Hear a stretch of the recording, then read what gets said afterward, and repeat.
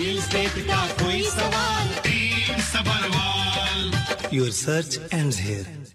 और आज ਅਸੀਂ ਦੱਸ ਦਈਏ ਕਿ ਸਵਾਗਤ ਕਰਦੇ ਇਸ ਮੌਕੇ ਦੇ ਉੱਤੇ ਪੰਕਜ ਮੋਗਾ ਜੀ ਦਾ ਔਰ ਪੀਕੇ ਜੀ ਦਾ। ਪੰਕਜ ਜੀ ਬਹੁਤ ਬਹੁਤ ਸਵਾਗਤ ਹੈ, ਬਹੁਤ welcome sir. Thank you very much ji, मेरी तरफ से सबको good afternoon. Good afternoon sir Pankaj ji. और Pankaj ji I am sure ਕਿ ਤੁਸੀਂ ਇਹ Song ਜ਼ਰੂਰ ਪਸੰਦ ਕਰਦੇ ਹੋਵੋਗੇ ਔਰ ਸਾਡੇ ਕਾਲਰਸ ਨੇ ਉਹਨਾਂ ਦੇ ਨਾਲ ਵੀ ਗੱਲਬਾਤ ਕਰਦੇ ਹਾਂ, ਪੀਕੇ ਜੀ ਦਾ ਵੀ ਸਵਾਗਤ ਕਰਾਂਗੇ। ਸੋ ਦੇਖਦੇ ਹਾਂ ਸਾਡੇ ਕਾਲਰਸ ਕੀ ਕਹਿਣਾ ਚਾਹੁੰਦੇ ਨੇ। ਹਾਂਜੀ will start with you Girish ਜੀ, ਗੋ ਹੈਡ, ਕੀ ਕਹਿਣਾ ਚਾਹੋਗੇ? ਗਰੀਸ਼ ਜੀ, ਫਿਰ ਹਰਿੰਦਰ ਮਾਨ ਸਾਹਿਬ, ਫਿਰ ਗੁਰਸ਼ੇਰ ਸਿੰਘ ਜੀ, ਵਾਰੀ ਸਾਰੀਆਂ ਕਾਲਸ ਅਸੀਂ ਔਨ ਦੇयर ਕਰ ਰਹੇ ਹਾਂ, ਸਾਰਿਆਂ ਨੂੰ ਪੂਰਾ टाइम देंगे। गरीश जी गो हैड। हेलो यदवी जी, नमस्कार जी। मोंगा जी, सबरवाल, सबको नमस्कार है जी। नमस्कार। हाँ जी नमस्कार। सबरवाल जी से पहले छोटा सा सवाल है। सबरवाल साहब, ये जो सरकार ना पहले भी ये मॉर्गेज हाउसिंग का पहले तो बोलते थे आपके पास सबरवाल साहब से सवाल है, एक ही सेकंड अगर आप होल्ड कर लें। सबरवाल साहब की लाइन कनेक्ट हो रही है, बाय द टाइम उनकी लाइन कनेक्ट करता हूँ आप होल्ड कर लें। हाँ मोंगा जी से पहले कर लें, मोंगा जी से कर लें, फिर सबरवाल साहब से करना, फिर हरिंदर मान साहब, फिर गुरशेर सिंह जी, बारी सारे कॉल आएंगे। पहले आप मोंगा साहब से कर लें। हाँ जी मोंगा साहब, पहले तो इस देश की ना फाइनेंशियल हालत पे जरा बात कर लेते हैं। वो कहते हैं पहले ना करीब 2 डजन मतलब 24 प्राइम मिनिस्टर्स बने, 150 साल लगे तो 616 बिलियन डेट बना था। और अब पिछले 10 सालों में मतलब लेस देन अ डिकेड, राइट, 1.2 ट्रिलियन हो गया। मतलब जो इतने 150 सालों में जो डेट था उसका हमने डबल कर दिया लेस देन 10 इयर्स।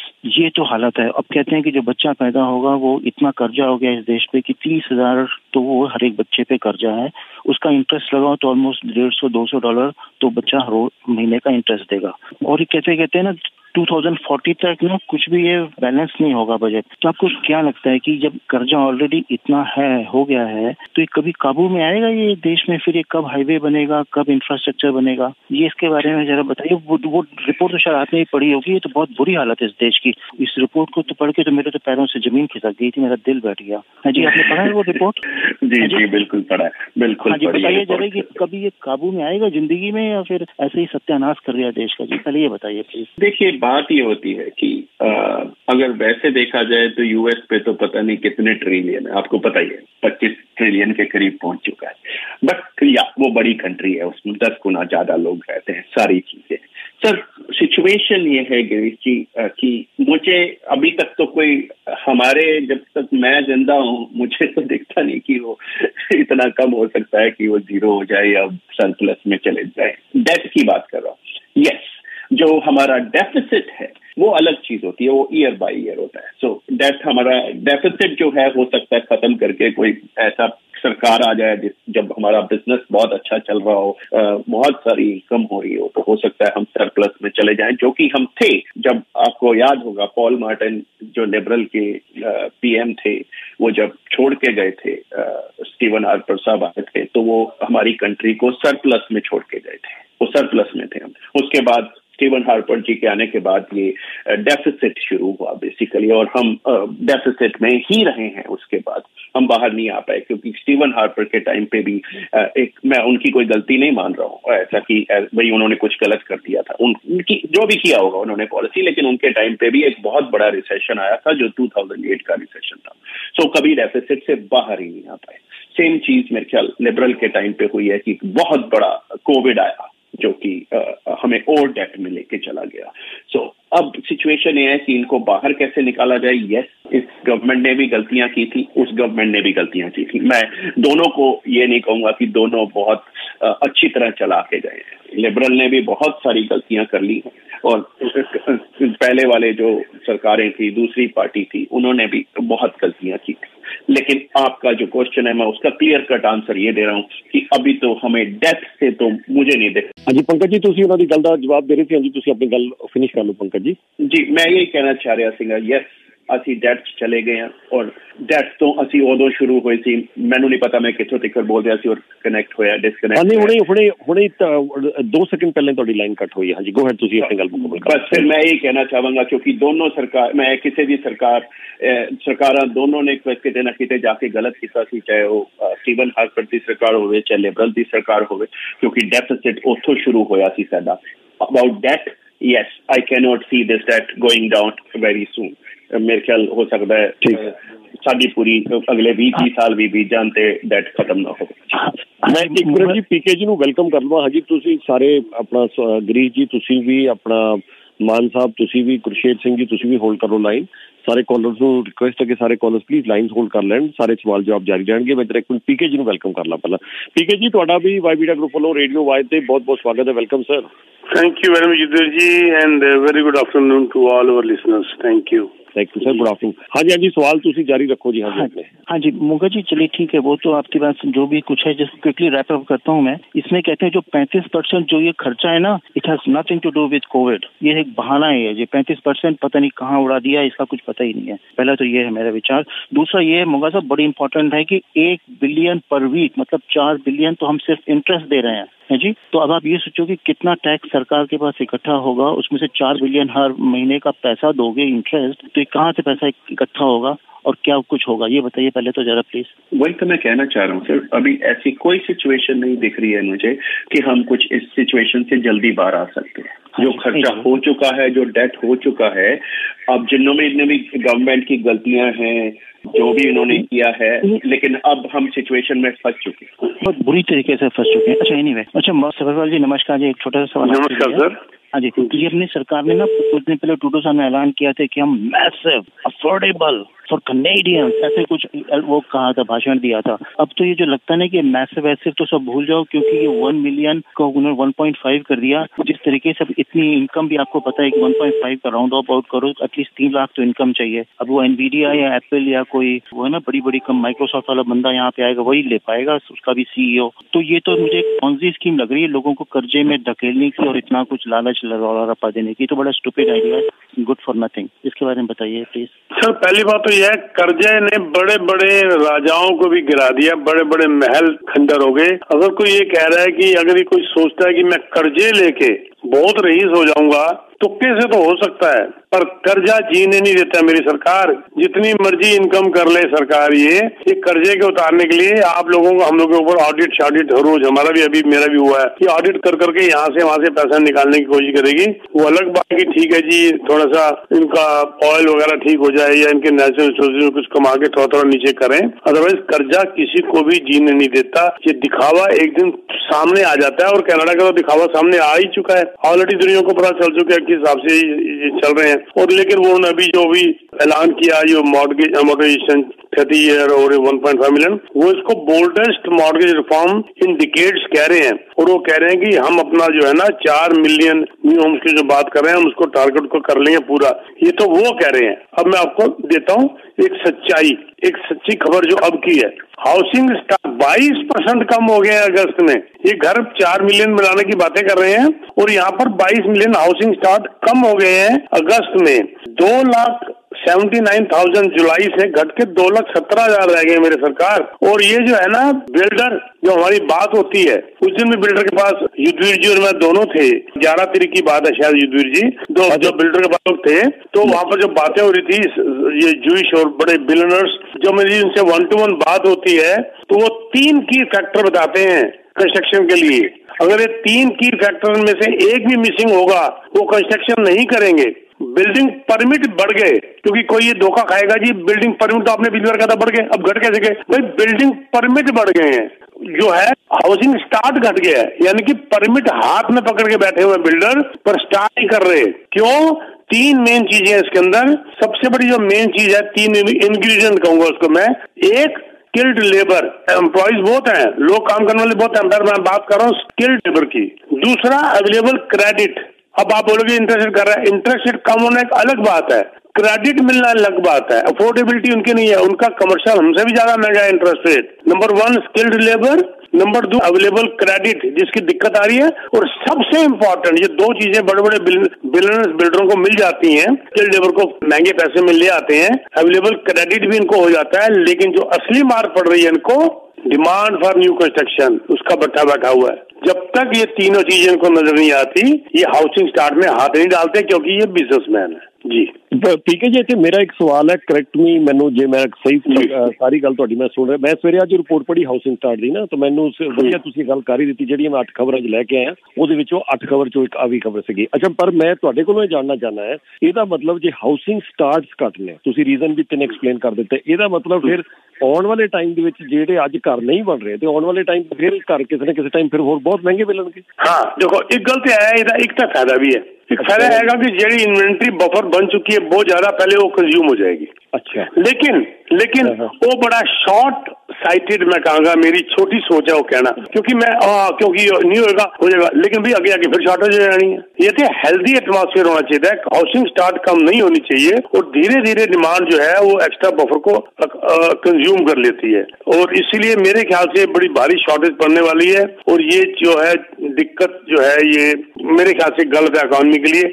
कुछ कहते हैं क्या कई कहावत थी ना, ताना नहीं बिगड़ा हुआ पूरा तांता ही बिगड़ा हुआ है, तो वो वाली बात है कि ऐसी कुछ कहावत थी, ये जल्दी ठीक होता मुझे नजर नहीं आ रहा सर। ठीक है, हाँ जी, अगली कॉल जी हरिंदर मान साहब, तुसी आंदे रहो जी, गो हैड हरिंदर मान साहब। हाँ जी, पीके सब्रवाल जी ਨੂੰ ਤੇ ਪੰਕਜ ਮੋਗਾ ਜੀ ਨੂੰ ਸਤਿ ਸ਼੍ਰੀ ਅਕਾਲ ਜੀ। ਸਤਿ ਸ਼੍ਰੀ ਅਕਾਲ ਸਰ। हाँ जी, ਸੁਣਦੇ ਰਹੇ ਨੇ ਤੁਹਾਨੂੰ ਪਰ ਫੋਨ ਕਦੇ ਕਰੀਦਾ ਜੀ। ਤੇ ਮੇਰਾ ਥੋੜਾ ਕੁਐਸਚਨ ਸੀਗਾ ਪੀਕੇ ਸਾਹਿਬ ਨੂੰ ਵੀ ਜਿਹੜਾ ਮਤਲਬ ਮੌਰਗੇਜ ਦੇ ਵਿੱਚ ਚੇਂਜਸ ਤਾਂ ਕੀਤੀਆਂ ਨੇ ਇਹਨਾਂ ਨੇ, ਠੀਕ ਹੈ ਫਸਟ ਟਾਈਮ ਬਾਹਰ ਲਈ, ਪਰ ਜਿਵੇਂ ਹੁਣ ਜਿਹੜੇ ਇਨਵੈਸਟਰ ਨੇ ਜਾਂ ਕੋਈ ਹੋਰ ਨੇ ਜਦੋਂ ਇਹਨਾਂ ਦੀ 5 ਸਾਲ ਬਾਅਦ ਰਿਨਿਊਵਲ ਆਉਂਦੀ ਆ ਤੇ ਉਹਨਾਂ ਵਾਸਤੇ ਵੀ ਮਤਲਬ ਜਾਂ ਜਿਹੜਾ ਮਤਲਬ ਕੋਈ ਇਨਵੈਸਟਰ ਜਿਹੜਾ ਸੈਕੰਡ ਟਾਈਮ ਪ੍ਰੋਪਰਟੀ ਬਾਏ ਕਰਨਾ ਚਾਹੁੰਦਾ ਉਹਦੇ ਵਾਸਤੇ ਵੀ ਕੋਈ ਨਾ ਕੋਈ ਇਹਨਾਂ ਨੂੰ ਬਜਾਏ ਕਿ ਉਹ ਪੇਪਰ ਬਣਾ ਕੇ ਮੌਰਗੇਜ ਲੈਣ ਥੋੜਾ ਲਿਨੀਏਟ ਕਰਨਾ ਚਾਹੀਦਾ ਕਿ ਉਹ ਮਤਲਬ ਆਪਦੀ ਐਕਚੁਅਲ ਇਨਕਮ ਦੇ ਨਾਲ ਆਪਣੇ ਮੌਰਗੇਜ ਲੈ ਸਕਣ। ਤੁਹਾਡੇ ਕੀ ਵਿਚਾਰ ਮੈਂ ਸੁਣਦਾ ਸਰ। 30% ਅਮੋਰਟਾਈਜ਼ੇਸ਼ਨ ਦਾ ਮਤਲਬ ਹੀ ਇਹ ਹੈਗਾ ਸਰ, ਸਾਰੇ ਵਾਸਤੇ ਹੋ ਗਈ ਨਾ ਹੁਣ ਤੇ ਹੈ 3 ਸੈਕਸ਼ਨ ਅੰਦਰ 30 ਅਮੋਰਟਾਈਜ਼ੇਸ਼ਨ ਦਾ ਮਤਲਬ ਹੁੰਦਾ ਹੈ ਤੁਹਾਡੀ ਅਫੋਰਡੇਬਿਲਟੀ ਲਗਭਗ 7-8% ਵੱਧ ਗਈ है। बड़ा बड़ा स्टेप है, छोटा स्टेप नहीं है सर। उत्तों इंटरेस्टेड भी थल्ले आ रहा है बड़ा जबरदस्त। मैं चाहूंगा, पता नहीं मेरा मांगूंगा सब सहमत होंगे कि नहीं, मैं चाहूंगा कि 50 बेसिस पॉइंट थल्ले नहीं आना चाहिए, 25 बेसिस पॉइंट करके थल्ले आना चाहिए, नहीं तो फिर वही तो। हाँ, अगर इन्फ्लेशन की फिगर बड़ी खराब आ गई, हालात बहुत ज्यादा बिगड़ गए, तो they have no choice to bring it down to 50 basis point. Otherwise मेरे ख्याल नाल ते बड़ा चंगा स्टेप है जो उन्होंने लिया है सर। इस तो ज्यादा करेंगे तो फिर आग लग जाएगी अगर इस तो ज्यादा करेंगे। नहीं पीके जी, मैं 100% ਤੁਹਾਡੇ ਨਾਲ ਐਗਰੀ ਕਰਦਾ ਔਰ ਮੈਂ 50 ਤੇ ਕੋਈ ਗੱਲ ਵੀ ਨਹੀਂ ਕਰ ਰਿਹਾ। ਮੈਂ ਅਗਰ ਮੈਂ ਜਿਹੜੀ ਤੁਸੀਂ ਆਈ ਦੀ ਸੀਗੇ ਰੇਡੀਓ ਤੇ, ਮੈਂ ਜਿਹੜੀ ਮੇਰੀ ਸਟੇਟਮੈਂਟ ਦਿੱਤੀ ਸੀਗੀ, ਮੈਂ ਆਈ ਦਿੱਤੀ ਸੀਗੀ ਕਿ ਹਾਲੇ ਤਾਂ ਅਗਲੀ ਰਿਪੋਰਟ ਇਨਫਲੇਸ਼ਨ ਦੀ ਬਾਕੀ ਹੈ ਸਾਡੀ। 23 ਅਕਤੂਬਰ ਨੂੰ ਸਾਡਾ ਇੰਟਰਸਟ ਰੇਟ ਹੈ, ਲੇਕਿਨ 15 ਅਕਤੂਬਰ ਨੂੰ ਇੱਕ ਹੋਰ ਇਨਫਲੇਸ਼ਨ ਦੀ ਰਿਪੋਰਟ ਆਣੀ ਹੈ ਔਰ ਜਿਹੜੀ 2% ਹੈਡਲਾਈਨ ਜਿਹੜੀ ਆ ਰਹੀ ਹੈ ਇਨਫਲੇਸ਼ਨ ਦੀ, ਉਹਨੂੰ ਮੈਂ ਬਿਲਕੁਲ ਵੀ ਮਾਇਨੇ ਨਹੀਂ ਰੱਖਦਾ ਕਿਉਂਕਿ ਜਿਹੜੀ ਕੋਰ ਵੀ ਇਸ ਵੇਲੇ 2.4% ਹੈ। ਸੋ ਅਸੀਂ ਇਹ ਨਹੀਂ ਹੈ ਕਿ 2% ਤੇ ਆ ਗਏ, ਅਸੀਂ ਕੋਰ ਦੇ ਨਾਲ ਮੈਂ ਕੋਰ ਦੀ ਜ਼ਿਆਦਾ ਪਰਵਾਹ ਕਰਦਾ ਦੈਨ ਜਿਹੜੀ ਮੇਨ ਹੈਡਲਾਈਨ ਵਾਲੀ ਹੁੰਦੀ ਹੈ। ਸੋ ਹਾਲੇ ਤੱਕ ਮੈਨੂੰ ਕੁਝ ਦਿਖਦਾ ਨਹੀਂ ਪਿਆ ਕਿ ਉਹ 50 ਤੇ ਚਲੇ ਜਾਣਗੇ। ਮੈਂ ਕਿਹਾ ਸੀਗਾ ਲੋਕ ਡਿਮਾਂਡ ਕਰ ਰਹੇ ਨੇ, ਲੇਕਿਨ ਮੈਨੂੰ ਹਾਲੇ ਤੱਕ ਕੋਈ ਉਮੀਦ ਨਹੀਂ ਹੈਗੀ। ਇਹ ਡਿਪੈਂਡ ਕਰੇਗਾ ਟਿਊਜ਼ਡੇ 15 ਅਕਤੂਬਰ, ਫਰਾਈਡੇ 11 ਅਕਤੂਬਰ ਨੂੰ ਇੰਪਲੋਇਮੈਂਟ ਦੀ ਆਣੀ ਹੈ, 27 ਸਤੰਬਰ ਨੂੰ GDP ਦੀ ਵੀ ਆਣੀ। ਸੋ ਇਹ ਦੋਨੋਂ ਫਿਰ ਵੀ ਥੱਲੇ ਆਣਗੀਆਂ ਦਿਖਦਾ ਪਿਆ ਮੈਨੂੰ, ਲੇਕਿਨ ਇਨਫਲੇਸ਼ਨ ਮੈਂ ਦੇਖਣਾ ਚਾਹਾਂਗਾ ਕਿ ਉਸ ਵੇਲੇ ਤੱਕ ਆਇਲ ਦੇ ਕੀ ਹਾਲਾਤ ਰਹਿੰਦੇ ਨੇ। ਸਿਰਫ ਆਇਲ ਬੇਸ ਤੇ ਇਨਫਲੇਸ਼ਨ ਥੱਲੇ ਆਣਾ कोई मायने नहीं रखता सर। ऑयल थल्ले आ गया इस वक्त।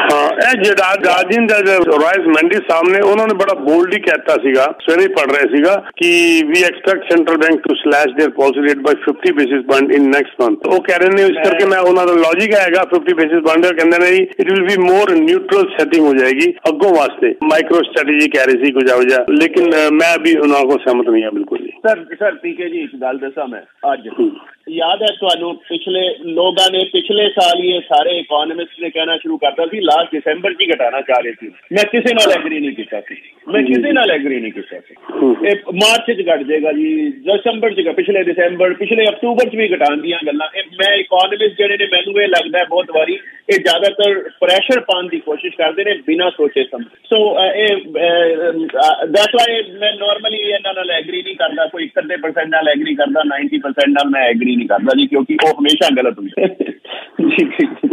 हाँ, लेकिन एक चीज फर्क जरूर करनी पड़ेगी क्योंकि बिजनेस इसका बड़े जबरदस्त जो कहते हैं झटके जा रहे हैं, बड़े नुकसान ही जा रहे हैं या स्ट्रगल कर रहे हैं बहुत जबरदस्त। वो जैसे 85% ऑफ द बिजनेस आप फेसिंग स्ट्रगल और डेलिकेंसीज वगैरह आ रही ने। और जो रिस्ट्रिक्टिव मैथड है ना, घर तो ज्यादा स्ट्रिक्ट होए पे ने इस वक्त, स्ट्रिक्ट होए पे ने बिजनेस वास्ते, उन्होंने लीनियत करने वास्ते उन्होंने कुछ ना कुछ करना पड़ेगा क्योंकि जो है ना कैनेडियन बिजनेस बहुत जबरदस्त स्ट्रगल कर रहे हैं इस वक्त, हाई डेट पेमेंट और हाई इंटरेस्ट प्लस इन्होंने लोन मिलने वास्ते दिक्कत आ रही है। बैंक अपना सेल्फ इंटरेस्ट दे के देख लेंदा है, नहीं देखता कि ऑन द होल इतने गवर्नमेंट सरकार को इंटरफेयर करना चाहिए कि बिजनेस वास्ते कुछ कुछ ईजी करो, जो इन्होंने पहले मान साहब ने शायद एक गल कही, मैं उन्होंने पूरा सहमत हाँ कि पिछले 3 डिकेड के अंदर इन्ना ज्यादा टफ बिजनेस वास्ते लोन लेना ठीक नहीं सीगा, ईजी टफ नहीं सीगा जिन्ना हुण टफ होया पेगा। इस वास्ते जिहड़ा हैगा ਇਹਦੇ ਉੱਤੇ ਕੁਝ ਕੰਮ ਜ਼ਰੂਰ ਕਰਨਾ ਚਾਹੀਦਾ ਹੈ। ਪੀਕੇ ਜੀ ਇਹ ਜਿਹੜੀ ਪਾਲਿਸੀ ਹੈ ਬੇਸਿਕਲੀ ਫਿਸਕਲ ਪਾਲਿਸੀ ਹੈ ਜਿਹੜੀ ਕਿ ਗਵਰਨਮੈਂਟ ਤਰਫੋਂ ਆਉਣੀ ਚਾਹੀਦੀ ਹੈ ਕਿ ਉਹਨਾਂ ਦੇ ਰੂਲਸ ਰੈਗੂਲੇਸ਼ਨ ਕੇ। ਮੋਨਿਟਰੀ ਪਾਲਿਸੀ ਉਹ ਹਰ ਚੀਜ਼ ਦੀ ਜ਼ਿੰਮੇਵਾਰੀ ਕੋਈ ਬੈਂਕ ਆਫ ਕੈਨੇਡਾ ਦੀ ਨਹੀਂ ਹੈਗੀ। ਬੈਂਕ ਆਫ ਕੈਨੇਡਾ ਨੇ ਇਹ ਦੇਖਣਾ ਹੁੰਦਾ ਹੈ ਕਿ ਕਿਵੇਂ ਸਾਰੀਆਂ ਚੀਜ਼ਾਂ ਚੱਲਣਗੀਆਂ, ਲੇਕਿਨ ਕਿਵੇਂ ਉਹਨਾਂ ਨੂੰ ਲੋਨ ਵੀ ਦਿੱਤੇ ਜਾਣ, ਕੀ ਰੂਲ ਬਣਾਏ ਜਾਣ, ਇਹ ਕੁਝ ਕੰਮ ਤਾਂ ਗਵਰਨਮੈਂਟ ਨੂੰ ਵੀ ਕਰਨਾ ਚਾਹੀਦਾ ਨਾ ਸਰ। ਗਵਰਨਮੈਂਟ ਨੇ ਜੋ ਗਲਤੀਆਂ ਕੀਤੀਆਂ ਨੇ ਇਸ ਵੇਲੇ, ਬੈਂਕ ਆਫ ਕੈਨੇਡਾ ਨੇ ਉਹਨੂੰ ਸੰਭਾਲਣ ਦੀ ਕੋਸ਼ਿਸ਼ ਕੀਤੀ ਹੈ। ਗਲਤੀਆਂ ਤਾਂ ਉਹਨਾਂ ਦੀਆਂ ਹੀ ਸੀਗੀਆਂ ਸਾਰੀਆਂ, ਜਿਹੜਾ ਵੀ ਪੈਸਾ ਵੰਡਿਆ ਗਿਆ ਸਟਾਰਟਿੰਗ ਠੀਕ ਸੀਗਾ, ਲੇਕਿਨ ਉਸ ਤੋਂ ਬਾਅਦ ਵੀ ਵੰਡ ਤੇ ਚਲੇ ਗਏ ਅਸੀਂ, ਉਹ ਤਾਂ ਗਲਤੀਆਂ ਸੀਗੀਆਂ ਉਹਨਾਂ ਦੀਆਂ। ਇੰਨੇ ਲੋਕ ਲੈ ਕੇ ਆਏ ਜਿਨ੍ਹਾਂ ਵਾਸਤੇ ਜ਼ਰੂਰਤ ਨਹੀਂ ਸੀਗੀ, ਇੱਥੇ ਤੁਸੀਂ ਅਨਐਮਪਲੋਇਮੈਂਟ ਵਧਾਈ, ਇਹ ਕੀ ਬੈਂਕ ਆਫ ਕੈਨੇਡਾ ਦੀ ਗਲਤੀ ਸੀ? ਨਹੀਂ, ਫਿਰ ਵੀ ਬੈਂਕ ਆਫ ਕੈਨੇਡਾ ਉਹਨੂੰ ਸੰਭਾਲਣ ਦੀ ਕੋਸ਼ਿਸ਼ ਕਰ ਰਿਹਾ। ਇਹ ਚੀਜ਼ਾਂ ਸਰਕਾਰ ਨੂੰ ਕੁਝ ਕਰਨਾ ਪੜੇਗਾ ਤਾਂ ਹੀ ਇਹ ਕੁਝ ਹੋਵੇਗਾ। ਬੜਾ ਵਧੀਆ ਲਾਈਨ ਕਹੀ ਉਹਨਾਂ ਨੇ, ਵੀਡੀਓ ਨੇ ਬੜਾ, ਮੈਂ ਕਿਉਂਕਿ ਥੋੜਾ ਸ਼ੌਕ ਹੈ, ਥੋੜਾ ਮੈਂ ਪੜ੍ਹਦਾ ਰਹਿਣਾ, ਬੜੀ ਵਧੀਆ ਲਾਈਨ ਵੀਡੀਓ ਦੀ ਸ਼ਿਲਪਾ ਨੇ ਕਹੀ ਕਿ finding a loan for a business is like finding a needle in the haystack. भूसे के अंदर एक नीडल ਨੂੰ ਲੱਭਣ ਵਾਲਾ ਕੰਮ ਹੋ ਚੁੱਕਿਆ इसका बिजनेस वास्ते लोन लेना बिजनेस ਨੂੰ इतना टफ काम हो चुका है, इन्हें इजी करना पड़ेगा। बिल्कुल सही, 100% एग्री सर, 100%। ठीक है हाँ जी। नेक्स्ट कॉल जी गुरशेर सिंह जी, तुसी आंदे रहो। गुरशेर सिंह जी गो है। हाँ जी नमस्कार सर। नमस्कार जी। हाँ जी सर, मेरा क्वेश्चन मोगा जी से है जी कि क्या हम ऐसा तो नहीं है कि रिसेशन के दरवाजे पे खड़े हैं, क्योंकि ये हिस्ट्री ना मतलब कि जैसा मैंने थोड़ा सा पढ़ा था इसके बारे में कि जैसे 2008 में हुआ था सेम वही चीज हो रही है। 2006-7 के अंदर इंटरेस्ट रेट हाइक होती चली गई और 7 के अंदर उन्होंने कम करने स्टार्ट किए थे, और सेम सितंबर 2007 के अंदर ही यूएसए ने 0.50 कम किए थे, अदरवाइज हाइक पे थे, और फिर 2008 के अंदर रिसेशन आया। और वैसे मतलब कि अगर हम डेट भी चेक करें ना, डेट भी बिल्कुल सिमिलर आ रही है, सिमिलर। चाहे मैंने कनाडा का भी देखा और यूएसए का, ऐसा तो नहीं है कि 2008 और यहाँ पे पता लगे हम 2025 में फिर अगेन रिसेशन। इंटरेस्ट रेट की वजह से नॉर्मली ऐसी सिचुएशन खड़ी नहीं होती है। 2008 में भी जो सिचुएशन खड़ी हुई थी वो हाउसिंग मार्केट की वजह से खड़ी हुई थी। हाउसिंग मार्केट जो थी वो बुरी तरह गिरी थी यूएस में, उस इंटरेस्ट रेट की वजह से नहीं गिरी थी, वो इस वजह से गिरी थी क्योंकि लोगों ने लोन ले लेके घर तो खरीद लिए थे, लेकिन उसको वो उसके लायक नहीं, वो उनके पास इतनी इनकम भी नहीं थी, और लोगों को सेल्फ डिक्लेरेशन था सर, सेल्फ डिक्लेरेशन डिक्लेयर कर देते थे, उसको बैंक मान लेता था। हाँ, दूसरी चीज थी, ऐसी सिचुएशन थी वहां पे, चाहे ग्रीड कह लो आप इसको, मैं बैंक की ग्रीड कहना चाहूंगा। उन्होंने यहाँ तो हमें लाइन ऑफ क्रेडिट देते हैं ना सर, घर की इक्विटी पे पैसा पड़ा हुआ है बैंक में, आप विड्रॉ करने जाते हो, वहाँ क्रेडिट कार्ड इशू हो गए थे आपकी इक्विटी, क्रेडिट कार्ड से आप अपने घर के इक्विटी से पैसा निकालते थे और घूमने जाते थे, ग्रोसरी कर रहे थे लोग क्रेडिट कार्ड से। सो वो बहुत बुरी सिचुएशन थी जो की हुई थी। सो इंटरेस्ट रेट फैक्टर कहीं नॉर्मली नहीं होता है, कई जगह पे बनता है, लेकिन रिसेशन किसी और वजह से आता है। सो ऐसी कोई सिचुएशन नहीं है अभी तक। हमें यूएस की इकोनॉमी तो और भी रॉबस्ट लग रही है इस वक्त, अच्छे खासे बिजनेस चल रहे हैं वहां पे, तो रिसेशन के अभी तक हम कोई चांसेस नहीं देख रहे हैं। जी सर। मैं एक और आप अगले पॉइंट पे जाना, मैं 1 सेकंड ही लवांगा, सिर्फ 1 सेकंड, बाकी दो साडे ਜਿਹੜੇ ਗੈਸਟ ਨੇ ਐਕਸਪਰਟ ਨੇ ਆਪਣੀ ਗੱਲ ਜਾਰੀ ਰੱਖਣਗੇ, ਮੈਂ ਉਹਨਾਂ ਦੋਨਾਂ ਦੀ ਗੱਲ ਨੂੰ ਅੱਗੇ ਵਧਾ ਦਿੱਤਾ ਹੈ। ਮੈਂ ਪਿਛਲੇ ਹਫਤੇ ਬੈਡਮਿੰਟਨ ਖੇਲਣ ਗਿਆ ਤੇ ਉੱਥੇ ਵੀ ਸੇਮ ਤੁਹਾਡੇ ਵਾਲਾ ਕੁਐਸਚਨ ਆਇਆ, ਔਰ ਕਈ ਲੋਕ ਹੋਰ ਇਹ ਕੁਐਸਚਨ ਪੁੱਛ ਰਹੇ ਨੇ ਸਰ। ਉਹ ਵਿਦ ਡਿਊ ਰਿਸਪੈਕਟ, ਮੈਂ ਬਹੁਤ ਅਦਬ ਸਤਿਕਾਰ ਨਾਲ ਗੱਲ ਕਰ ਰਿਹਾ, ਸੋਸ਼ਲ ਮੀਡੀਆ ਦੇ ਉੱਤੇ ਮੈਂ ਬਹੁਤ ਵਾਰ ਬੇਨਤੀ ਕਰ ਚੁੱਕਾ ਹੈ, ਇਹ ਜਿਹੜੀ ਸੋਸ਼ਲ ਮੀਡੀਆ ਤੋਂ ਆਪਾਂ ਪੜ੍ਹ ਲੈਂਦੇ ਹਾਂ, ਬਹੁਤ ਸੋਸ਼ਲ ਮੀਡੀਆ ਤੇ ਚੱਲ ਰਿਹਾ ਜੀ, ਜੋ 2007-8 ਦਾ ਫਾਈਨੈਂਸ਼ੀਅਲ ਕ੍ਰਾਈਸਿਸ ਆਇਆ ਸੀ, GFC ਗਲੋਬਲ ਫਾਈਨੈਂਸ਼ੀਅਲ ਕ੍ਰਾਈਸਿਸ ਆ ਗਿਆ ਸੀ ਸਾਡੇ ਕੈਨੇਡਾ ਦੇ ਵਿੱਚ। मैं बहुत रिस्पैक्टफुली गल कर रहा, मैं नाम नहीं लवांगा ਉਹਨਾਂ ਦਾ, बड़े मशहूर बैडमिंटन खिलाड़ी ने, इमरान जी नाल खड़े, ਉਹ ਮੈਨੂੰ ਕਹਿੰਦੇ ਜੀ ਬੈਂਕ ਇੱਥੇ ਬੰਦ ਹੋ ਜਾਣੇ, ਤੁਹਾਡੀ ਵਾਲੀ ਗੱਲ ਹੀ ਕਰ ਰਹੇ ਸੀਗੇ, ਔਰ ਉਹ ਕਹਿੰਦੇ ਸੀ IT ਦਾ ਬੜਾ ਵੱਡਾ ਕ੍ਰਾਈਸਿਸ ਆਇਆ। ਤੇ ਮੈਂ ਉਹਨਾਂ ਨੂੰ ਕਿਹਾ ਜੀ ਜਿਹੜਾ ਸੋਸ਼ਲ ਮੀਡੀਆ ਨਾ ਆਪਾਂ ਪੜ੍ਹ ਲੈਂਦੇ ਆ, IT ਦਾ ਕ੍ਰਾਈਸਿਸ ਸੀਗਾ ਹੀ ਨਹੀਂ, ਉਹ ਸੀਗਾ ਸਬ ਪ੍ਰਾਈਮ ਮੌਰਗੇਜ ਦਾ ਕ੍ਰਾਈਸਿਸ। IT ਦਾ ਕੋਈ ਕ੍ਰਾਈਸਿਸ ਨਹੀਂ ਆਇਆ ਸੀ 2007-8 ਦੇ ਵਿੱਚ, ਉਹ ਸਬ ਪ੍ਰਾਈਮ ਮੌਰਗੇਜ ਸੀ। ਜਿੱਦਾਂ PK ਜੀ ਨੇ ਦੱਸਿਆ, ਪੰਕਜ ਜੀ ਨੇ ਦੱਸਿਆ ਵੀ ਜਿਹੜਾ ਬੰਦਾ ਆਪਣਾ ਲੋਨ ਨਹੀਂ ਚੁਕਾ ਪਾ ਰਿਹਾ ਉਹਨੂੰ ਚੱਕ ਉਹਨਾਂ ਨੇ ਘਰ ਵੰਡ ਦਿੱਤੇ। So that was N issue of mortgage back securities, MBS ਕਹਿੰਦੇ ਇਹਨੂੰ, ਜਿਹੜਾ ਉਹਨਾਂ ਨੇ ਅਮਰੀਕਨ ਰੀਅਲ ਸਟੇਟ ਨਾਲ ਟਾਈ ਕਰ ਦਿੱਤਾ ਸੀ। ਹੁਣ ਲੰਬੀ ਗੱਲ ਹੋ ਜਾਏਗੀ, ਬਸ ਸ਼ਾਰਟ ਚ ਇੰਨਾ ਹੈ ਕਿ ਪਲੀਜ਼ ਸੋਸ਼ਲ ਮੀਡੀਆ ਦੀ ਬਹੁਤ ਵਧੀਆ ਗੱਲ ਹੈ, ਇੱਥੇ ਕਲੀਅਰ ਕਰ ਲਿਆ ਕਰੋ, ਸਾਡੇ ਨਾਲ ਕਲੀਅਰ ਆਫ ਦੀ ਏਅਰ ਕਰ ਲਿਆ ਕਰੋ, ਜਾਂ ਇੱਥੇ Wednesday is the best time, ਕਿਉਂਕਿ ਪੰਕਜ ਜੀ ਨਾਲ ਹੁੰਦੇ ਨੇ, PK ਜੀ ਹੁੰਦੇ ਨੇ, 2 ਐਕਸਪਰਟ ਨੇ, ਕੋਈ ਤੁਹਾਡੀ ਸੋਸ਼ਲ ਮੀਡੀਆ ਤੇ ਤੁਸੀਂ ਖਬਰ ਪੜ੍ਹਦੇ ਹੋ, ਮੇਰੀ ਬੇਨਤੀ ਹੈ ਬਿਲੀਵ ਨਾ ਕਰਿਆ ਕਰੋ, ਇੱਥੇ ਆ ਜਾ ਕਰੋ। ਇੱਥੇ ਵੈਨਸਡੇ ਨੂੰ ਇੱਕ ਦਿਨ ਹੁੰਦਾ, 1 ਘੰਟਾ ਪੂਰਾ ਲੱਗਦਾ ਹੈ, 11:30 ਤੋਂ 12:30, 1 ਘੰਟਾ ਕੋਈ ਤੁਹਾਡਾ ਸਵਾਲ ਹੈ ਇੱਥੇ ਬੈਠ ਕੇ ਕਲੀਅਰ ਕਰਿਆ ਕਰੋ, ਆਮਣੇ ਸਾਹਮਣੇ ਜਿਹੜੀ ਆ ਉਹ ਗੱਲ ਹੋਏਗੀ। It first of all it was not a IT crisis, it was a sub prime mortgage thing. Secondly Canadian banks ਨੂੰ ਤਾਂ ਅਮਰੀਕਾ ਹੀ ਤਾਂ ਉਹਨਾਂ ਨੇ ਵਿਕਰਮ ਪੰਡਿਤ ਆਪਾਂ ਕਿੰਨੀਆਂ ਮੂਵੀਜ਼ ਦੇਖੀਆਂ, ਮਾਰਜਿਨ ਕਾਲ, ਇਹ ਉਹ 50 ਤਰ੍ਹਾਂ ਦੀਆਂ ਤਾਂ ਫਿਲਮਾਂ ਬਣ ਗਈਆਂ ਉਹਦੇ ਉੱਤੇ, ਹਰ ਕੱਲੀ ਚੀਜ਼ ਉਹਨਾਂ ਨੇ ਸਮਝਾਤੀ ਵੀ ਕੀ ਹੋਇਆ 2007 ਤੇ 8 ਦੇ ਵਿੱਚ। ਲੇਕਿਨ ਕੈਨੇਡਾ ਦੇ ਵਿੱਚ ਲਿਕੁਇਡੇਸ਼ਨ ਸਪੋਰਟ ਜ਼ਰੂਰ ਬੈਂਕਾਂ ਨੂੰ ਮਿਲ ਗਈ ਸੀ, ਪਰ ਬੈਂਕਸ ਵਰ ਆਲ ਇਨ ਗ੍ਰੀਨ। ਬੈਂਕਰਪਸੀ ਤਾਂ ਬੜੀ ਦੂਰ ਦੀ ਗੱਲ ਹੈ, ਆਲ ਦਾ ਬੈਂਕਸ ਵਰ ਗ੍ਰੀਨ। ਅੱਜ ਵੀ ਇੰਨਾ ਰੋਬਸਟ ਹੈ। PK ਜੀ ਦੱਸਣਗੇ ਔਰ ਪੰਕਜ ਜੀ ਦੱਸਣਗੇ, PK ਜੀ ਤੁਹਾਡੇ ਕੋਲ ਬੰਦੇ ਆਉਂਦੇ ਹੋਣਗੇ ਵੀ ਕਰ ਲੈ ਦਿਓ, ਤੇ ਕੁਆਲੀਫਾਈ ਨਹੀਂ ਕਰ ਪਾ ਰਹੇ, ਬੈਂਕ ਬੜੇ ਟਾਈਟ ਹੈ। ਨਹੀਂ ਹੋ ਰਿਹਾ ਜੀ, ਬਿਲਕੁਲ ਨਹੀਂ ਹੋ ਰਿਹਾ, ਜਿਸ ਤਰ੍ਹਾਂ ਕਿਹਾ ਫਾਈਨਿੰਗ ਨੀਡਲ ਇਨ ਦਾ ਹੇਸਟੈਕ ਜੀ ਇਸ ਵੇਲੇ ਨਹੀਂ ਹੈ। ਹਾਂਜੀ ਸੌਰੀ ਗੁਰਸ਼ੇਰ ਜੀ, ਕਿਉਂਕਿ ਇਹ ਗੱਲ ਬਹੁਤ ਲੋਕ ਕਰ ਰਹੇ ਨੇ, ਮੈਂ ਕਿਹਾ ਇਹਨੂੰ ਜਰਾ ਇੱਕ ਵਾਰ क्लियर कर दिए। बाकी गो हेड गुरशेर सिंह जी, गो हेड। हाँ सर, मेरा दूसरा क्वेश्चन और सेम मोगा जी से ही है कि मैंने वैसे पहले भी पूछा था, और ये ना ब्रिक्स की अभी अनाउंसमेंट हुई थी है सोशल मीडिया के थ्रू, लेकिन पता जरूर लगा था कि उन्होंने कहा कि अक्टूबर के अंदर उनकी मीटिंग है कि वो अपनी करेंसी वगैरह की डिक्लेयर कर सकते हैं। अगर बाई चांस ऐसा हुआ तो क्या इसका अपने डॉलर या इकोनॉमी के ऊपर कोई इफेक्ट पड़ेगा? मैं कुछ नहीं जानना चाहता सर। नहीं पड़ेगा, मैं बड़ा क्लियर रहना चाहूंगा इस सिचुएशन में, क्योंकि ब्रिक्स जितनी मर्जी कोशिश कर ले, यूरोप ने भी कोशिश कर ली थी, यूरो बनाया था उन्होंने, यूरोप नहीं कर पड़ा है। तो आप ये सोचते हो चाइना, इंडिया, ये कंट्रीज, रशिया मिल मिला के कुछ करेंसी बना लेंगे और एक दूसरे की करेंसी को एक्सेप्ट करना शुरू, मतलब उस करेंसी को सारी कंट्रीज एक्सेप्ट कर लेंगी? Can you imagine? डोमिनेंस खत्म हो जाती। कंट्रोल कौन करेगा उस करेंसी को? अगर वो अनाउंस भी करते हैं उस करेंसी को, चाइना कंट्रोल करेगा। अगर चाइना कंट्रोल करेगा, क्या रशिया और इंडिया तैयार हो जाएंगे कि चाइना कंट्रोल करे सारी करेंसी को, या इंडिया कंट्रोल करेगा? उसमें जो यूनियन बैठेगी, जो यूनियन बनेगी, जो जैसे यूरोपियन यूनियन का जो बैंक है वो रेट घटाते हैं बढ़ाते हैं पूरे यूरोप के लिए, जो भी, पूरे यूरोप नहीं, पूरी जो भी यूरो को यूज करते हैं उन करेंसीज के लिए। अब कैसे सोच सकते हैं वो कंट्रीज आपस में मिल के ये सारा काम कर सकती है? सो नहीं पड़ेगा सर फर्क, प्लीज मान लीजिए इस चीज को, ये सोशल मीडिया छोड़ दीजिए। थैंक यू जी। और ਅਸੀਂ ਵਧਾਂਗੇ ਜੀ ਆਪਣੇ ਅਗਲੀ ਕਾਲ ਵੱਲ। ਹਾਂਜੀ ਰਾਜਗਿੱਲ ਸਾਹਿਬ ਤੁਸੀਂ ਆਉਂਦੇ ਹੋ। ਰਾਜਗਿੱਲ ਜੀ, ਗੋ ਹੈਡ। ਹਾਂਜੀ ਜੋਤਵੀਰ ਜੀ, ਸਤਿ ਸ੍ਰੀ ਅਕਾਲ। ਸਤਿ ਸ਼੍ਰੀ ਅਕਾਲ ਜੀ। ਪੰਕ ਜੀ ਤੇ JB ਨੂੰ ਵੀ ਸਤਿ ਸ਼੍ਰੀ ਅਕਾਲ। ਬਹੁਤ ਸੋਹਣਾ ਪ੍ਰੋਗਰਾਮ ਚੱਲ ਰਿਹਾ ਜੀ। ਜੋ ਮੈਂ ਜੋਤਵੀਰ ਜੀ ਤੁਹਾਨੂੰ ਪੁੱਛਣਾ ਚਾਹੁੰਦਾ ਵੀ ਉਹ ਕਈ ਚੈਨਲਾਂ ਦੇ ਨਿਊਜ਼ ਚੱਲੀ ਆ, ਉਹਦੇ ਤੇ ਮਜੀਠੀਆ ਸਾਹਿਬ ਨੇ ਬਿਆਨ ਵੀ ਦਿੱਤਾ, ਤੇ ਕੀ ਉਹ ਆਪਣੇ ਚੈਨਲ ਤੇ ਨਹੀਂ ਆ ਰਹੀ ਵੀ ਉਹ ਕੀ ਜਿਹੜਾ ਆਪਣੇ ਚੀਫ ਮਿਨਿਸਟਰ ਭਗਵੰਤ ਮਾਨ ਵਾਲੀ ਉਹ ਸਹੀ ਹੈ ਨਿਊਜ਼? ਉਹ ਤਾਂ ਕਹਿੰਦੇ ਵੀ ਜਹਾਜ਼ ਚੋਂ ਡਿੱਗਿਆ ਜਾ ਰਿਹਾ, ਵੀ ਚਾਰਟਰ ਜਹਾਜ਼ ਰਾਹੀਂ। ਸਰ ਮੈਨੂੰ ਦੱਸ ਸਰ ਬੇਨਤੀ, ਸੌਰੀ ਮੈਂ ਇੰਟਰਪਟ ਨਹੀਂ ਕਦੇ ਵੀ ਕਰਦਾ, ਮੈਨੂੰ 10 ਮਿੰਟ ਦਿਓ। ਆਪਾਂ ਪਹਿਲਾਂ ਰੀਅਲ ਸਟੇਟ ਦੀ ਗੱਲ ਕਰ ਰਹੇ ਹਾਂ, ਤੁਸੀਂ ਲਾਈਨ ਹੋਲਡ ਕਰ ਲਓ, ਜਾਂ ਦੁਬਾਰਾ ਕਰਨਾ, ਦੁਬਾਰਾ ਕਾਲ ਕਰਨਾ। ਆਪਾਂ 1.5 ਘੰਟਾ ਦੁਬਾਰਾ ਲਾ ਲਿਓ। ਹਾਂਜੀ ਦੁਬਾਰਾ ਲਾ ਲਿਓ। ਹਜੇ 1.5 ਘੰਟਾ ਪਿਆ, 2 ਵਜੇ ਤੱਕ ਆਪਾਂ ਸਾਰੀ ਗੱਲਾਂ ਕਲੀਅਰ ਕਰਾਂਗੇ। ਔਰ ਕੱਲ ਇੰਪੋਰਟੈਂਟ ਸਾਡਾ ਬੜਾ ਵੱਡਾ ਪੈਨਲ ਹੋਏਗਾ, ਕੱਲ ਸ਼ਾਮ 7:30 ਵਜੇ ਥਰਸਡੇ। ਕੱਲ ਸ਼ਾਮ 7:30 ਵਜੇ ਥਰਸਡੇ ਮੈਂ ਲੀਡ ਕਰਾਂਗਾ।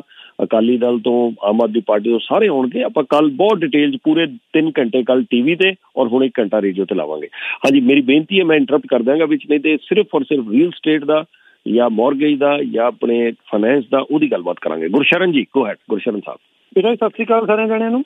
ਸਤਿ ਸ਼੍ਰੀ ਅਕਾਲ ਸਰ। ਸਤਿ ਸ਼੍ਰੀ ਅਕਾਲ ਜੀ। ਹਾਂਜੀ PK ਦਾ ਆਪਣੇ ਮੋਗਾ ਸਾਹਿਬ, ਬੈਂਕ ਦਾ ਯਾਰ ਸਿਸਟਮ ਜਿਹੜਾ ਇਹ ਬਹੁਤ ਆਈ ਡੋਨਟ ਨੋ, ਹੁਣ ਮੈਨੂੰ ਤਾਂ ਇਹ ਗਲਤ ਲੱਗਦਾ ਹੈਗਾ ਵੀ ਬਹੁਤ ਇਹਨਾਂ ਨੇ ਸਿਸਟਮ ਗਲਤ ਕਰ ਦਿੱਤਾ। ਮੈਂ ਤੁਹਾਨੂੰ ਇੱਕ ਐਗਜ਼ਾਮਪਲ ਲੱਗਾ ਸੀ ਦੇਣ ਕਿ ਕਿਸੇ ਦੇ ਕੋਲ ਜੇ ਪੈਸੇ ਪਏ ਅਕਾਊਂਟ ਦੇ ਵਿੱਚ, ਮੰਨ ਲਓ $500,000 ਪਿਆ, ਤਾਂ ਬੈਂਕ ਮੈਨੇਜਰ ਜਾਂ ਉਹ ਪਤਾ ਨਹੀਂ ਕਿੱਦਾਂ ਉਹ ਸਕਰੀਨ ਤੇ ਨਾ ਤੇ ਪਾਪ ਹੋ ਜਾਂਦਾ ਜਿਸ ਵੇਲੇ ਵੀ ਬੈਂਕ 'ਚ ਜਾਓ, ਇਹਨੂੰ ਮਨੀ ਨੂੰ ਏਦਾਂ ਕਰੋ ਜਾਂ ਉੱਦਾਂ ਕਰੋ, ਰਾਈਟ?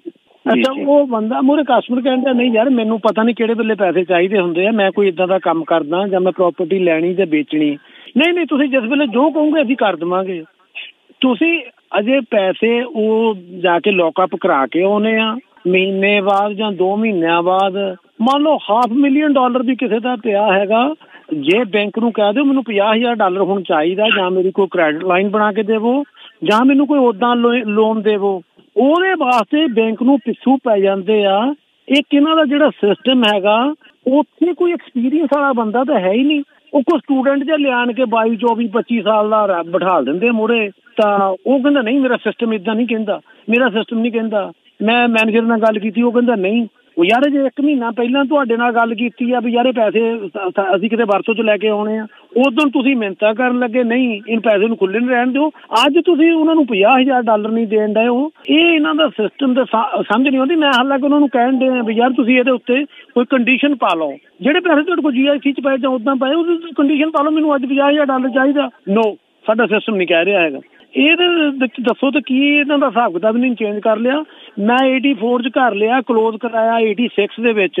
ਮੈਨੂੰ TD ਬੈਂਕ ਦਾ ਮੈਨੇਜਰ ਘਰ ਆਣ ਕੇ ਕਹਿ ਕੇ ਗਿਆ ਕਿ ਤਾਂ ਗੁਰਚਰਨ ਤੇ ਘਰ ਲਿਆ ਸੀ $1,20,000 ਦਾ, ਹੁਣ ਤੇਰੇ ਘਰ ਦੀ ਪ੍ਰਾਈਸ $1,80,000 ਆ। ਉਦੋਂ 25% ਡਾਊਨ ਦਿੰਦੇ ਹੁੰਦੇ ਸੀ ਵੀ ਤੇਰੇ ਕੋਲ ਡਾਊਨ ਪੇਮੈਂਟ ਹੈ ਨਹੀਂ ਗੀ, ਕੋਈ ਗੱਲ ਨਹੀਂ ਅਸੀਂ ਸਾਰਾ ਤੈਨੂੰ ਲੋਨ ਦੇ ਦਿੰਦੇ ਹਾਂ। ਉਹ ਸਿਸਟਮ ਇੱਦਾਂ ਦਾ ਇਹਨਾਂ ਨੇ ਕਿਉਂ ਖਰਾਬ ਕੀਤਾ? ਫਿਰ ਉਹ ਕ੍ਰੈਡਿਟ ਲਾਈਨ ਹੁੰਦੀ ਸੀਗੀ, ਉਹ ਕ੍ਰੈਡਿਟ ਲਾਈਨ ਵੀ ਦੇਣੋਂ ਬੰਦ ਕਰ ਦਿੱਤੀਆਂ ਸਾਰੀਆਂ।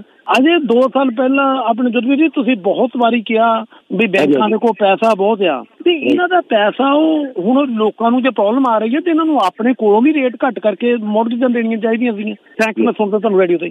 ਪੈਸਾ ਲੋਕ ਤਾਂ ਹੀ ਬਹੁਤ ਹੈ ਕਿਉਂਕਿ ਇਹ ਦੇ ਨਹੀਂ ਰਹੇ। ਨਹੀਂ, ਗੱਲ ਇਹ ਹੈ ਜੀ, ਸਿਚੁਏਸ਼ਨ ਇਹ ਹੈ ਸਰ, ਦੇਖੋ ਪਹਿਲਾਂ ਵਾਲੀਆਂ ਗੱਲਾਂ ਤਾਂ ਛੱਡ ਦਿਓ ਕਿਉਂਕਿ ਖਰਾਬ ਕਰਨ ਵਾਲੇ ਵੀ ਅਸੀਂ ਲੋਕ ਹਾਂ ਉਸ ਸਿਸਟਮ ਨੂੰ, ਕਿਉਂਕਿ ਪਹਿਲਾਂ ਕਦੇ ਪੇਪਰ ਬਣਾ ਕੇ ਇਸ ਤਰ੍ਹਾਂ ਕੰਮ ਨਹੀਂ ਹੁੰਦੇ ਸੀਗੇ। ਅਸੀਂ ਇਨਕਮ ਹੈ ਨਹੀਂ ਫਿਰ ਵੀ ਅਸੀਂ ਲੋਨ ਚੱਕੀ ਜਾ ਰਹੇ ਹਾਂ। ਪਹਿਲਾਂ ਲੋਕ ਇਸ ਤਰ੍ਹਾਂ ਨਹੀਂ ਕਰਦੇ ਸੀ, ਉਹ ਸੱਚੇ ਸੁਥਰੇ ਲੋਕ ਸੀਗੇ ਵਿਚਾਰੇ, ਤਾਂ ਬੈਂਕ ਵੀ ਸੱਚੇ ਸੁਥਰੇ ਸੀ। ਯੈਸ, ਤੁਹਾਡੀ ਉਹ ਗੱਲ ਨੂੰ ਮੈਂ ਬਿਲਕੁਲ 100% ਐਗਰੀ ਕਰਦਾ ਕਿ ਅੱਜ ਕੱਲ੍ਹ ਜੋ ਇਹਨਾਂ ਦੀ ਅਗਰੈਸਿਵ ਸੈਲਿੰਗ ਟੈਕਨੀਕਸ ਜਿਹੜੀਆਂ ਤੁਸੀਂ ਗੱਲ ਕਰ ਰਹੇ ਹੋ ਵੀ 500,000 ਪਿਆ ਹੋਇਆ ਤਾਂ ਤੁਹਾਡੇ ਪਿੱਛੇ ਪਏ ਰਹਿੰਦੇ ਨੇ, ਇਹਨੂੰ ਇੱਥੇ ਪਾ ਦਿਓ ਉੱਥੇ ਪਾ ਦਿਓ, ਕਿਉਂਕਿ ਉਹਨਾਂ ਦੇ ਬੋਨਸਿਸ ਵਗੈਰਾ ਜੋ ਵੀ ਨੇ ਉਹਦੇ ਨਾਲ ਟਾਈਡ ਅਪ ਨੇ। ਬੇਸਿਕਲੀ ਜਿੰਨਾ ਪੈਸਾ ਉਹ ਉਸ ਸਾਈਡ ਤੇ ਲੈ ਕੇ ਜਾਣਗੇ, ਇਨਵੈਸਟਮੈਂਟ ਸਾਈਡ ਤੇ ਲੈ ਕੇ ਜਾਣਗੇ, ਜਿੰਨਾ ਪੈਸਾ ਉਹ ਬਲੌਕ ਕਰ ਸਕਣਗੇ ਤੁਹਾਡਾ, ਉਹਨਾਂ ਦੇ ਬੋਨਸਿਸ ਉਸ ਹਿਸਾਬ ਨਾਲ ਕੰਮ ਕਰਦੇ ਨੇ। ਸੋ ਉਹ ਸਿਚੁਏਸ਼ਨ ਹੈ ਵਿਚ ਇਜ਼ ਨਾਟ ਰਾਈਟ। ਬਹੁਤ ਜ਼ਿਆਦਾ ਅਗਰੈਸਿਵ ਸੈਲਿੰਗ ਆ ਗਏ ਨੇ ਉਹ, they are making money because of that.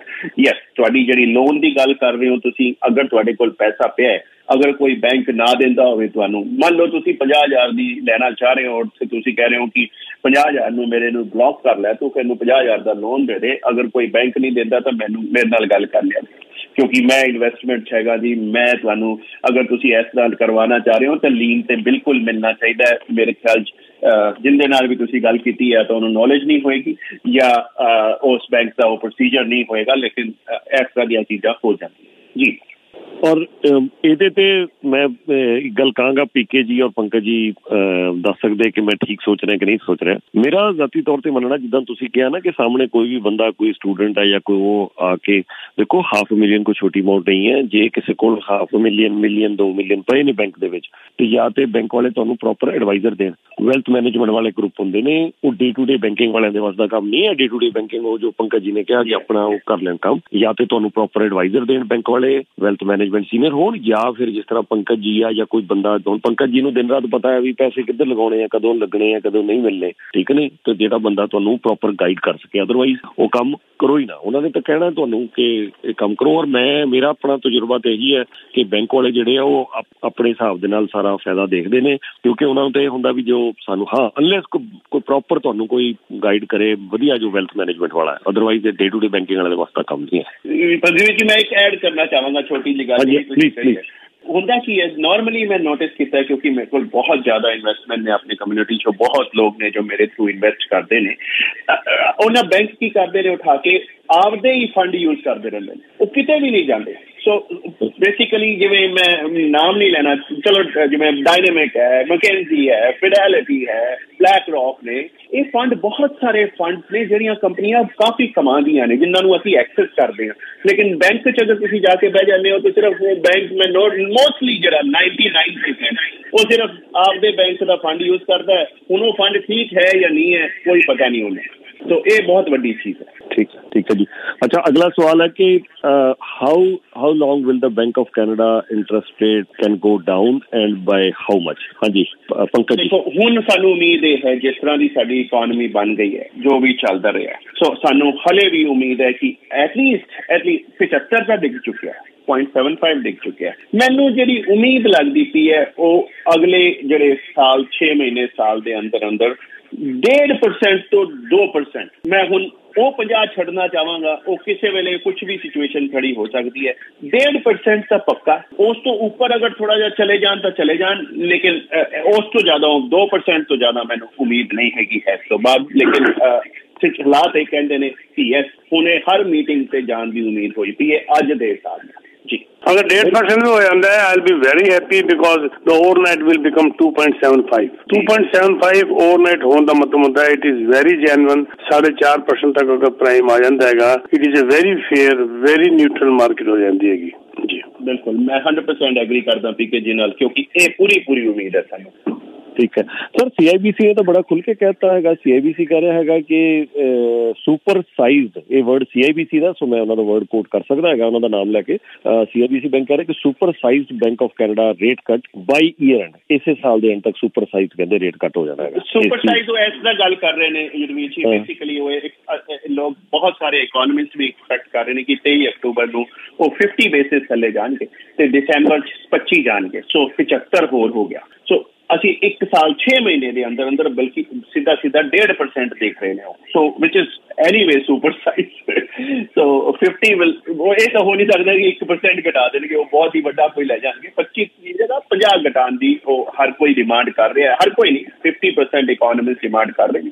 But ਮੈਂ ਹਲੇ ਵੀ ਦੂਸਰੀ ਇਨਫਲੇਸ਼ਨ ਦੀ ਰਿਪੋर्ट ਦੇਖਣਾ ਚਾਹਾਂਗਾ। सर मुख की गल ये, बाकी PK जी तो स्टार्ट करते हैं, आखिरी सवाल और फिर रैपअप करने के भी हुक्म आ रहे हैं कि मेरे ख्याल के मुख की गल ये है कि 5% सीगा ना इन्हों का, तो 5 तो 4.25 ते आई गया 4.25। ये जदों तक सर 2.5 ते नहीं लैके जाते, मेरे ख्याल के अगले साल के एंड तक इन्हों 5 तो अद्धा करना चाहिए, 2.5 तक लै जान इनू। 4.25 तो 3% या 2.5 तो 3% ਦੇ ਵਿੱਚ अगले साल के एंड तक लै जान, तो फिर रीयल स्टेट जी या इकोनॉमी जी होर मेरे ख्याल ठीक हो जाएगी। हाँ जी, तुहाडे दोनों दे कमेंट। देखो जीवीर जी, मैं एग्री करता है इस चीज का, कोई हर्ज नहीं है अगर वो 2.5% ले जान। 2.5% ले जान का मतलब है कि 220 उनके ते जोड़ दो और, सो मतलब 4.70 साडा प्राइम आ जाएगा, जेड़ा कि 4.75 जिवें PK जी गल कर रहे थे कि ऐस उम्मीद, तो बिल्कुल ऐस रेंज अगले साल के एंड तक आ जाना चाहिए। This will be a really good for economy जी। ठीक है जी, की कहूंगे इस पे? बिल्कुल ठीक है जी, बिल्कुल। वो तो मकलन साहब ने खुद ही कहता सीगा 3% ओवरनाइट, और जिन्होंने घटा के उन्होंने बाद 2.75 करता, तो जितना होगा हमने क्या अगर 1.5% और करता तो नेचुरली ओवरनाइट 2.75 हो जाएगा। वो 2.75 होने के बाद फिर जी एवरेज कैलकुलेशन हो जाती है, बल्कि 2.2 तो भी थोड़ी थले आ जाती है, 4.5 4.6 तक प्राइम आ जाता है, तो which will be very fair for everybody. Real estate के अंदर भी जान आ जाएगी।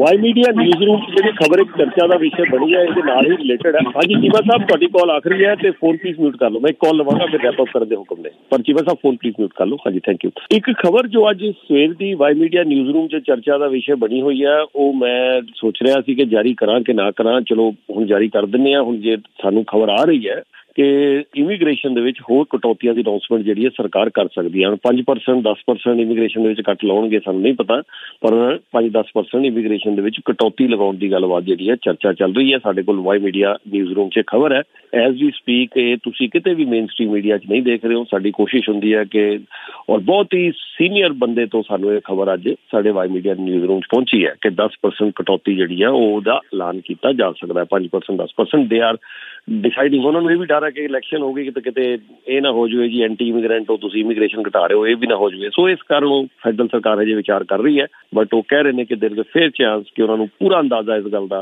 कि थोड़ी जी इमीग्रेशन दे, क्योंकि जिस तेजी नाल वो लैके आ रहे सी बंदे, उहदे नाल फिर इत्थे उन्नियां सर्विसिज तो नहीं सीगियां। उन्होंने भी पता है हॉस्पिटल नहीं है, यूनिवर्सिटी नहीं है, प्ले ग्राउंड नहीं है, उन्हें स्कूल नहीं है। हुण अज एल्बर्टा कह रहा है कि $8.5 बिलियन लगाउणगे होर नवे स्कूल बनाउण लई, क्योंकि जिस हिसाब नाल पॉपूलेशन वध रही है, और ये प्रॉब्लम कल्ली एल्बर्टा च नहीं और कल्ले स्कूलों की नहीं पॉपूलेशन है, हॉस्पिटल चाहिए, सब कुछ सड़कां चाहिए, सड़कां ते देखो ट्रैफिक कितना हो। सो अज वो इमीग्रेशन ते कट की गल किते भी, मैं फिर दोबारा दस दिना एज वी स्पीक तुहानूं किते मेन स्ट्रीम च नहीं मिलेगी।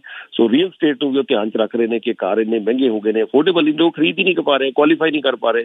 सो सरकार ने कदम चकने आ कि लोग घरां वास्ते क्वालीफाई करन, रियल स्टेट एक्टिविटी तेज होवे।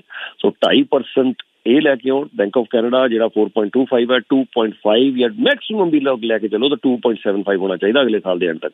ਤੜਾਤੜ ਹੁਣ ਕਟੌਤੀਆਂ ਕਰਨ, ਜੋ CIBC ਕਹਿ ਰਿਹਾ ਸੁਪਰ ਸਾਈਜ਼ ਕਟੌਤੀ, ਤੇ ਤਾਂ ਚੱਲਣੀ ਹੈ। ਆਖਰੀ ਸਵਾਲ ਲਵਾਂਗੇ ਮਨਸੂਰ ਚੀਮਾ ਸਾਹਿਬ ਤੋਂ ਔਰ ਫਿਰ ਰੈਪ ਅਪ ਕਰਨ ਦੇ ਹੁਕਮ ਆ ਚੁੱਕੇ ਨੇ। ਮਨਸੂਰ ਚੀਮਾ ਸਾਹਿਬ ਆਖਰੀ ਕਾਲ। ਹਾਂਜੀ ਜਦਵੀਰ ਜੀ, ਸਤਿ ਸ਼੍ਰੀ ਅਕਾਲ, ਕੀ ਹਾਲ ਚਾਲ ਜੀ? ਠੀਕ ਠਾਕ? ਸਤਿ ਸ਼੍ਰੀ ਅਕਾਲ ਜੀ, ਬਹੁਤ ਮਿਹਰਬਾਨੀ ਪੈਰੀ ਪੈਣਾ ਵੀਰ ਜੀ, ਬਹੁਤ ਮਿਹਰਬਾਨੀ ਤੁਹਾਡੀ, ਮਿਹਰਬਾਨੀ। Thank you. ਬਸ ਮੈਂ ਯਾਦ ਹੀ ਕਰਾਉਣਾ ਸੀ ਤੁਹਾਨੂੰ, ਤੁਸੀਂ ਫੋਨ ਚੁੱਕਦੇ ਨੇ ਤੇ ਮੈਂ ਮੈਂ ਯਾਦ ਕਰਾ ਦਿਆਂ ਇਹ ਤੇ ਕਾਬੂ ਆਏ ਨੇ। ਰਾਈਟ, ਮੈਂ ਰਾਈਟ ਵੇ ਕਰ ਰਿਹਾ, ਠੀਕ ਹੈ ਜੀ। Thank you. ਵਕਤ ਥੋੜੀ ਇਜਾਜ਼ਤ ਨਹੀਂ ਦੇ ਰਿਹਾ ਜੀ, ਪਹਿਲਾਂ PK ਜੀ ਤੋਂ ਸਟਾਰਟ ਕਰਾਂਗੇ। PK ਜੀ, ਜੋ ਅਸੀਂ ਗੱਲ ਕਰ ਰਹੇ ਹਾਂ, ਜੇ ਤਾਂ ਇੰਟਰਸਟ ਰੇਟ ਜਿਹੜਾ ਇਹ 5% ਤੋਂ ਘਟਾ ਹੀ ਰਹੇ ਨੇ, 5% ਤੋਂ ਜੇ ਅਗਲੇ ਸਾਲ ਤੱਕ 2.5% ਤੇ ਲੈ ਗਏ ਤੇ ਰੀਅਲ ਸਟੇਟ ਦਾ ਨਕਸ਼ਾ ਅਗਲੇ ਸਾਲ ਦੇ ਐਂਡ ਤੱਕ ਬਿਲਕੁਲ ਬਦਲ ਜਾਏਗਾ। ਸੋ ਅੱਜ ਕੋਈ ਮੌਕਾ, ਕੋਈ ਓਪਰਚੁਨਿਟੀ, ਕੋਈ ਡਿਸਕਾਊਂਟ, ਕੋਈ ਇਨਵੈਂਟਰੀ ਕਲੀਅਰ ਹੋ ਰਹੀ ਹੈ, ਉਹ ਦੱਸ ਦਿਓ ਜਰਾ। ਮੈਂ ਜਿਸ ਤਰ੍ਹਾਂ 2021 ਚ ਮੈਂ ਕਹਿ ਰਿਹਾ ਸੀਗਾ, ਬਾਈ ਆਂਦੇ ਹੀ ਅਸੀਂ ਕਹਿਣਾ ਸ਼ੁਰੂ ਕਰਤਾ ਸੀਗਾ ਕਿ ਬਈ ਤੁਸੀਂ ਰੀਅਲ ਸਟੇਟ ਦੇ ਅੰਦਰ ਇਨਵੈਸਟਮੈਂਟ ਕਰਨੀ ਬੰਦ ਕਰੋ। ਹੁਣ ਮੈਂ ਕਹਿ ਰਿਹਾ ਪਿਛਲੇ 2-3 ਮਹੀਨੇ ਤੋਂ ਮਾਰਕੀਟ ਦਾ ਬੜਾ ਬੁਰਾ ਹਾਲ ਹੈ, ਰੀਅਲ ਸਟੇਟ ਦੇ ਅੰਦਰ ਇਨਵੈਸਟਮੈਂਟ ਕਰਨੀ ਸ਼ੁਰੂ ਕਰੋ। ਅਸੀਂ ਉਸ ਵਕਤ ਇਨਵੈਸਟਮੈਂਟ ਕਰਨੇ ਆ ਜਿਸ ਵਕਤ ਸਾਡੇ ਪਿੱਛੇ ਸੈਲਰ ਦੌੜ ਰਿਹਾ ਹੁੰਦਾ ਹੈਗਾ, ਔਰ ਇਸ ਵਕਤ ਸੈਲਰ ਰੀਸੇਲ ਦੇ ਅੰਦਰ ਵੀ ਜ਼ਬਰदस्त इस वक्त इन्वेंट्री मार्केट आ गई है। प्री कच्चे के अंदर बिल्डर बड़े जबरदस्त डिस्काउंट दे रहे हैं, ह्यूज डिस्काउंट। ऑलमोस्ट एवरेज है कोई ना कोई प्री कच्चे रीसेल के अंदर असं घर खरीद रहे हैं, बल्कि रीसेल के अंदर खरीदना थोड़ा टफ हो रहा है। और इन्वेस्टमेंट के अंदर बिल्डर को ह्यूज इंसेंटिव लैके मेरे अगर 2 थे, अगर शायद लिसनर थोड़ी ने वाई मीडिया अगर सुन रहे ने वो कॉल करना चाहें बेशक कर दें कि मैं इंसेंटिव्स दिलाने के बावजूद, वर्कशीट भेजने के बावजूद कि उन्होंने क्या एक्स्ट्रा और मैं उन्होंने किया तो शाम तक अप्रूवल आ गई। मतलब हैरान होते हैं कि इस तरह अप्रूवल किस तरह आती, क्योंकि बिल्डर मैं हुणे थोड़ी देर पहले किया है कि वो नहीं बना पा रहे, उन्होंने डिमांड की लोड़ है, उन्होंने कंज्यूमर की लोड़ है, कस्टमर की लोड़ है, जिस करके वो नेगोशिएट करने तैयार ने। इस करके मैं कहूँगा कि ऐसा फायदा चुकाना से सानू कंटेक्ट करो 647-299-4757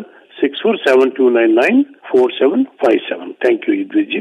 thank you sir, thank you so much. Pankaj ji, any opportunity for investment ਉਹ ਜ਼ਰੂਰ ਦੱਸੋ। ਬਿਲਕੁਲ ਜੀ, ਬਿਲਕੁਲ ਹੈਗੀਆਂ ਨੇ, ਕਿਉਂਕਿ ਅਸੀਂ ਦੇਖ ਹੀ ਰਹੇ ਹਾਂ ਪਿਛਲੇ 1-1.5 ਸਾਲ ਤੋਂ ਅਸੀਂ ਕਮਾ ਹੀ ਰਹੇ ਹਾਂ, ਲੇਕਿਨ ਨਾਲ ਦੀ ਨਾਲ ਅੱਜ ਇੰਟਰਸਟ ਰੇਟ ਜਿਹੜਾ US ਘਟੇਗਾ ਉਹਦਾ ਇੰਪੈਕਟ ਵੀ ਹੁਣ ਸ਼ੁਰੂ ਹੋਏਗਾ, ਕਿਉਂਕਿ ਕੰਪਨੀਆਂ ਨੂੰ ਪ੍ਰੋਫਿਟ ਸ਼ੁਰੂ ਹੋਏਗਾ। ਇੱਕ ਚੀਜ਼ ਮੰਨ ਕੇ ਚੱਲੋ ਯੁੱਧਵੀਰ ਜੀ ਕਿ ਅਸੀਂ ਜਿਵੇਂ ਇੰਡੀਵਿਜੂਅਲ ਬੇਸਿਸ ਤੇ ਸਾਡੇ ਮੋਰਗੇਜ ਤੇ ਇੰਪੈਕਟ ਆਉਂਦਾ, ਉਹ ਤਾਂ ਇੰਨਾ ਵੱਡਾ ਇੰਪੈਕਟ ਨਹੀਂ ਹੈ। ਸੋਚੋ ਕਿ ਜਿਹੜੀ ਕੰਪਨੀਆਂ ਜਿਹੜੀਆਂ millions of dollars, 500 million the loan, 1 billion the loan, corporate ਜਿਹੜੇ ਵੱਡੇ ਨੇ ਜਾਂ ਛੋਟੀਆਂ ਕੰਪਨੀਆਂ ਨੇ, ਸਮਾਲ ਬਿਜ਼ਨਸ ਨੇ, ਹਰ ਕੋਈ ਲੋਨ ਲੈ ਕੇ ਚਲਾਉਂਦਾ ਹੈ।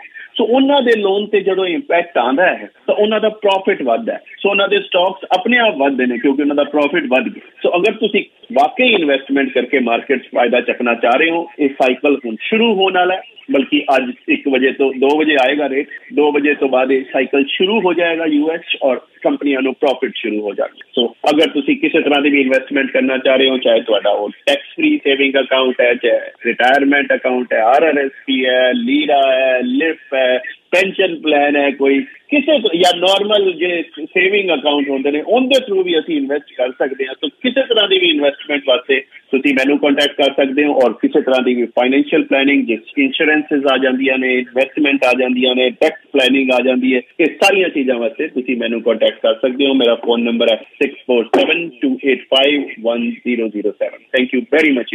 ਥੈਂਕ ਯੂ ਸੋ ਮਚ ਜੀ। ਮੈਂ ਦੁਬਾਰਾ ਦੱਸਵਾਂ ਕਿ PK ਸਬਰਵਾਲ ਸਾਹਿਬ ਔਰ ਪੰਕਜ ਬੋਂਗਾ ਜੀ ਹਰ ਵੈਨਸਡੇ ਦੀ ਤਰ੍ਹਾਂ ਸ਼ਾਮ 6:30 ਵਜੇ ਆਉਂਦੇ ਨੇ ਚੈਨਲ Y ਦੇ ਉੱਤੇ। ਹਰ ਵੈਨਸਡੇ ਸ਼ਾਮ 6:30 ਵਜੇ ਚੈਨਲ Y ਤੇ। ਤੁਸੀਂ ਬੜੇ ਸ਼ੌਕ ਨਾਲ ਪ੍ਰੋਗਰਾਮ ਦੇਖਦੇ ਹੋ, ਤੁਹਾਡੀ ਬੜੀ ਵਧੀਆ ਫੀਡਬੈਕ ਆਉਂਦੀ ਹੈ, ਸੋ ਉਹਦੇ ਲਈ ਅਸੀਂ ਸ਼ੁਕਰੀਆ ਅਦਾ ਕਰਦੇ ਹੈਗੇ ਹਾਂ। ਔਰ ਲੇਟੈਸਟ ਜੋ ਵੀ ਹਫ਼ਤੇ ਦੀਆਂ ਸਾਰੀਆਂ ਖਬਰਾਂ ਹੁੰਦੀਆਂ ਇੱਕ ਦਿਨ ਵੈਨਸਡੇ ਨੂੰ ਫਿਰ ਉਹ ਸਾਰੀਆਂ ਖਬਰਾਂ ਦੇ ਉੱਤੇ ਆਪਣਾ ਐਨਾਲਿਸਿਸ ਪੇਸ਼ ਕਰਦੇ ਨੇ। Thank you so much PK ਜੀ, and thank you so much. Thank you.